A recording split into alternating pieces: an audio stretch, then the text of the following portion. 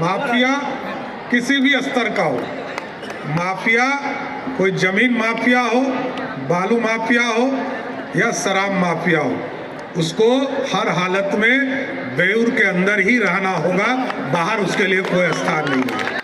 मैंने जब इस पूरे मॉनिटरिंग का काम शुरू किया तो मुझे खुद एहसास हुआ कि 60% क्राइम जेल से होता है, और जेल को भी मॉनिटरिंग करने के लिए मैंने 10,000 कैमरा जेल के अंदर स्थापित करने का काम शुरू करा दिया है। जो गंभीर अपराध के कानून है, इनमें जिन लोगों के ऊपर भी अपराध होंगे उनको 3 महीने से 6 महीने में सजा मिले, इसकी पूरी व्यवस्था की जाएगी। और जिस तरह आपने जिताया, ये भी एक ऐतिहासिक है। पटना के दीघा सीट पर लोगों की पैनी नज़र थी साथी, सारे बड़े नेता इस सीट को देख रहे थे और चिंता भी था कि ये सीट हमारा बड़े मार्जिन से जीते। जीत तो हम रहे ही थे, बड़े मार्जिन से जीते। तो मैं एक बार दीघा के तमाम कार्यकर्ताओं को एक बार जोरदार ताली बजाकर धन्यवाद देना चाहता हूं कि आपने सबसे बड़ी जीत, पटना में सबसे बड़ी जीत आपने दिलाने का काम किया। और क्योंकि उत्साह बढ़ते हैं, आपके माध्यम से पूरे बिहार में लोगों में उत्साह बढ़ता है। और आज जो स्थिति बनी साथी, आप देखिए, जब एनडीए आदरणीय प्रधानमंत्री नरेंद्र मोदी जी, आदरणीय नीतीश कुमार जी, आदरणीय चिराग पासवान जी, जीतन राम मांझी जी, आदरणीय उपेंद्र कुशवाहा जी, सब लोग, सारों 5 पार्टी के बड़े नेता हमारे मिलकर बिहार में एक जॉइंट तौर पर पूरा अभियान चलाया।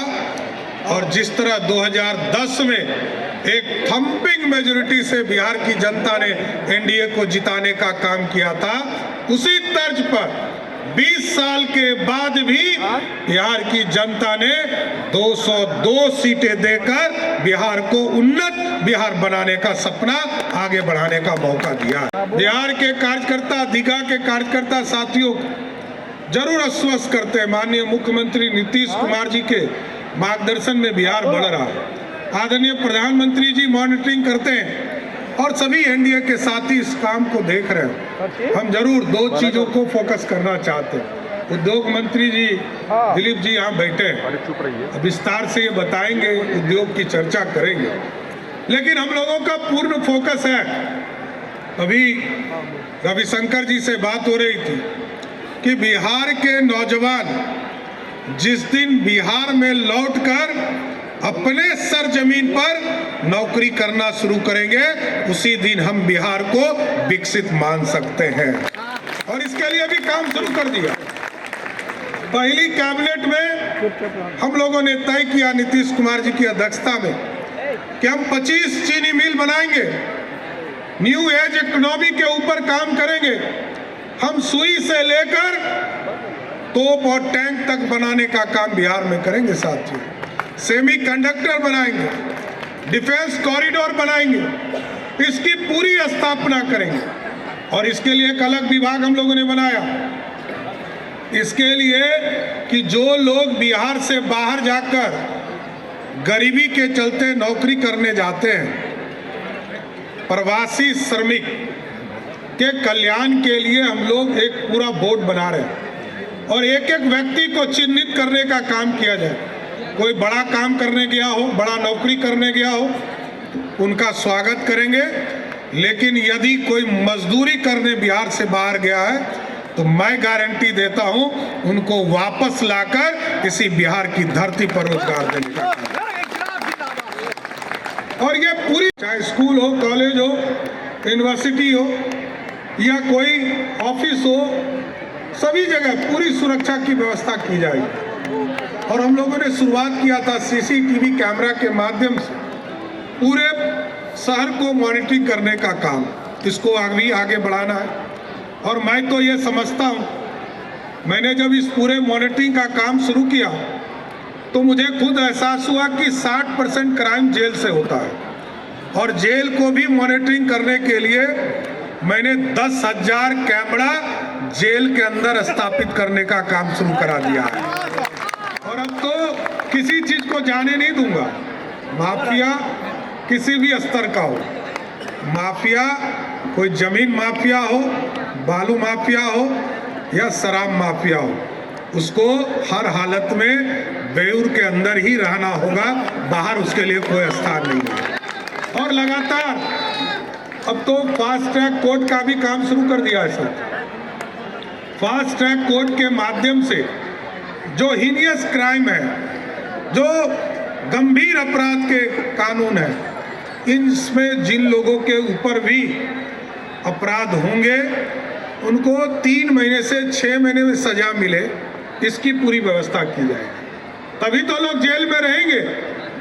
आज लगभग 50,000 लोग जेल के अंदर बंद हैं और हम लोगों का स्पष्ट मानना है कि बिहार सुशासन से चलेगा, बिहार कानून के राज से स्थापित होगा, बिहार स्वर्णिम काल को, इतिहास को वापस करना है साथियों।